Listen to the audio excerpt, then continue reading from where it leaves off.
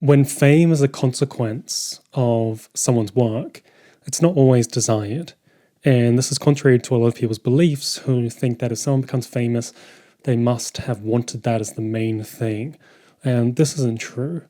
There are many people who have callings whereby pursuing those callings, they end up receiving fame because of that calling and because of that pursuit and because of the levels at which they excelled at it.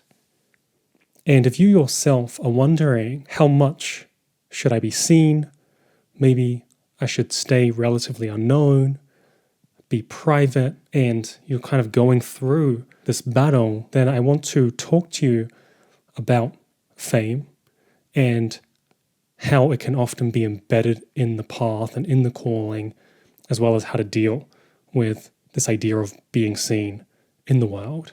Now, my name is Joe Yulee. I'm a philosopher, and I'm absolutely obsessed with vocations, callings, and helping people to navigate the intricacies and hardships and challenges of pursuing a path that is connected to the deeper parts of their own soul. Many people struggle with this idea of being seen in the world. And it is almost as though there are some people that are born that are very much the sons of a clear day. There is not a cloud in sight. Not only do they want to be seen, but they're annoyed when they're not seen. And they are very comfortable with being in the world in such a way where people are viewing them and able to see them from all angles, and meaning not just like the physical, although that might be a part of it, but their personality, their expressions, their vulnerabilities, their challenges. It's all on show, and it's very much a part of how they maneuver in the world. And then there are people that find themselves as wanting to be behind the clouds. Maybe they even feel more comfortable behind the clouds. And even the clouds is probably the wrong sort of analogy here. We can think about it as though they're more comfortable with a mask on or a hood on, right? Or like a jacket or a cloak or sunglasses on. And they're able to better navigate the world without having to be seen in totality. Now, I'm not here to pass a judgment on either of these two ways of being, to tell you that you have to be seen and that to be hidden is wrong, or vice versa, right? To be seen in this way all the time and excessively is wrong, and instead you should seek to, pull yourself back a little bit. Not here to cast a judgment, but what I am here to do is to get you to question whether or not your calling requires you to be seen, possibly more than how you're currently being seen at the moment. And the reason I want to bring this up is because I work with a lot of people who are very introspective, reflective, deep thinkers, deep feelers, very in tune with their own emotional life. And they're very aware of what excessive spotlights can possibly do to the own privacy of their interior spaces. And because of that, they can avoid being seen excessively in the world. Now, there are particular paths where this doesn't matter. You don't have to be seen, right? If you are someone that is very much a scholar and you're doing deep, heavy work in some sort of academic institution, maybe you're even an independent scholar, maybe you're someone that is very concerned with wanting to write books, you probably do not need to be excessively visible in the world, especially in personality, in order to walk your path. Now, it can help, right, if you want to also do that, but also you don't have to. And then there are some paths where it is required, where if you want to serve in the world or do certain types of creative work in the world, you will need to be seen at a level at which you're probably uncomfortable with. Some of the reasons you might be uncomfortable with it could be purely based around your own sort of personality and your makeup, but it could also be around what I call these becoming barriers. Now, a becoming barrier is a hindrance or a psychological block that holds you back from becoming the person that you need to embody in this life, in this existence, in order to reach this state of actuality. You can think about it as Aristotle's entelechy, the potential made actual, right? In order to become who you are. And in order to become who you are, you'll have to overcome certain psychological barriers. Now, one that I've seen often with people that have paths whereby they do need to be seen, they do need to be public, they do need to be visible in the world, is the barrier of judgment. Now, there is this, it's almost like this weed that gets in things whereby it says that to be judged is purely negative. For someone else to witness you creates the possibility of them judging you negatively, and therefore a better existence is to not be judged at all. What happens then is people go ahead and they just paralyze themselves and say, I would rather walk a path whereby no one sees me and therefore no one can judge me and therefore I am safe. Now, the problem with this is that because someone is not being judged at all, is that they can never receive the good in judgment. They can never be judged well. I promise you that you yourself will also judge things good and bad. You will see, you're watching this video, you're probably thinking to yourself, this is a good video, or this is a bad video, or this is a good podcast, this is a bad podcast. Right? You're having these kinds of judgments running through your mind to discern on a level as to how much you like it, how much you don't like it. Probably not going deeper than that. There's this idea of, and this is a Jungian thing where Jung says that people don't think and therefore they judge. And that's why, because it's energy intensive to think, to go below the judgment. And because it's easier to just judge, we naturally just judge. And the funny thing is this isn't a judgment on you. Everyone does it. If you have this barrier of judgment and you can't overcome it, then you'll never get to fully express or be seen in the world in the way in which the path may require you to be seen in. So you can think of this as actors, right? Most actors need to be seen. And if they are worried too much about being judged by the crowd, by critics, by people that view the movie, then they may hold something back and therefore they become stifled. And because they become stifled, they're not fully expressive. And because they're not fully expressive, they're not fully showing themselves to be. And it's funny because a lot of the times people that engage with acting, they often have to engage with different exercises that pull down the layers of this sort of filtration system that stops them from fully exposing themselves totally.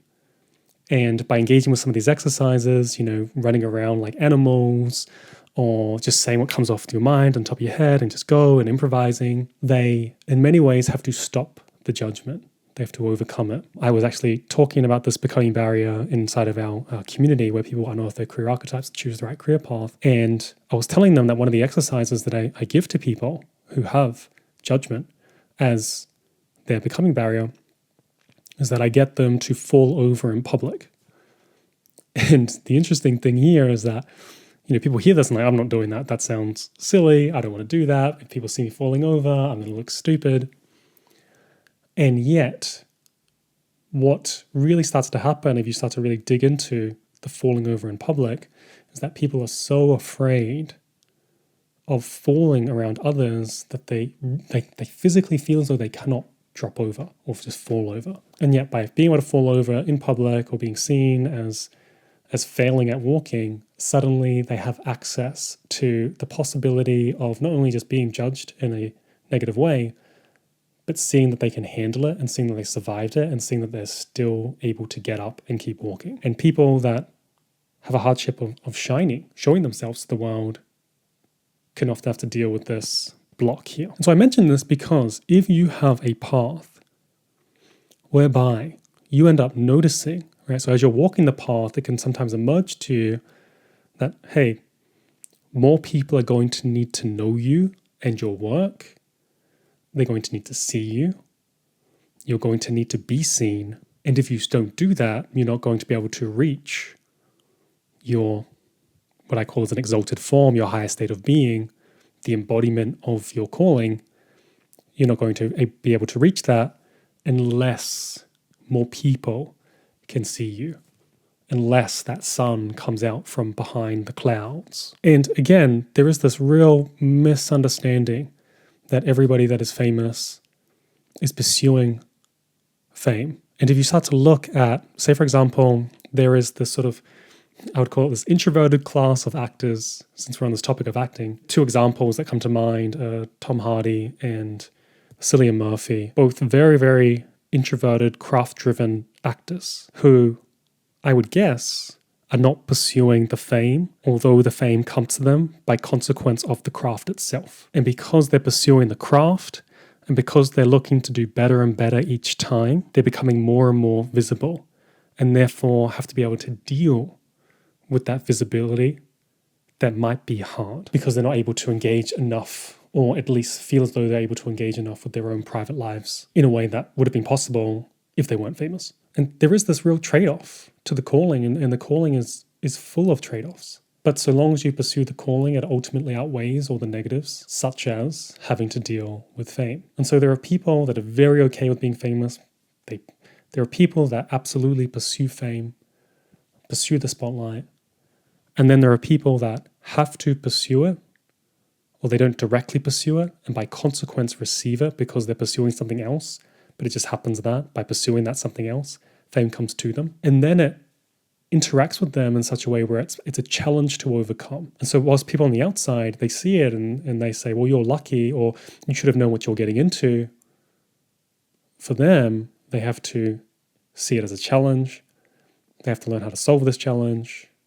They have to interact with it in such a way whereby they can navigate it and still be able to pursue not only their craft, but also be in the world without them totally getting pulled away from themselves because the public is trying to grab at them. And learning about this trade-off can often help people to understand that even though I don't want to be seen as dramatically as I might possibly be, that the calling is more important, and that this is something that I must do as opposed to something that I can avoid. If you are interested in learning more about the nature of your own path, how much of a spotlight you yourself need to shine on you and your path, can you be in private, or do you need to go out into the world and show yourself, then you can go ahead and check out our online community where I help people to choose the right career path with conviction. And we have lots of ways of looking at how to deal with being seen if it is integral to your path, as well as discern if maybe it's not a part of your path and maybe you are someone that doesn't need to be in the public spotlight in that way.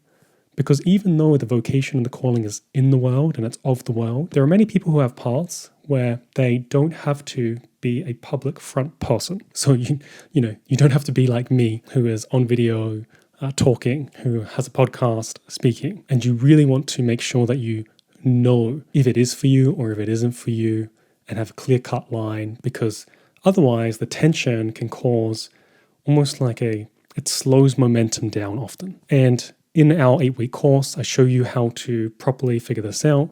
We look at many different perspectives around your path. We use astrology, Jungian psychology. We look at your multiple different interests. We also look at your becoming barrier. So there's more than one becoming barrier. I mentioned judgment here, but there's more.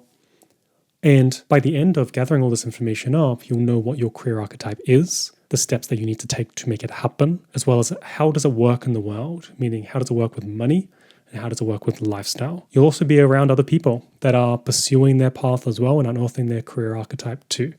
So if that's of interest to you, you can check out the link below.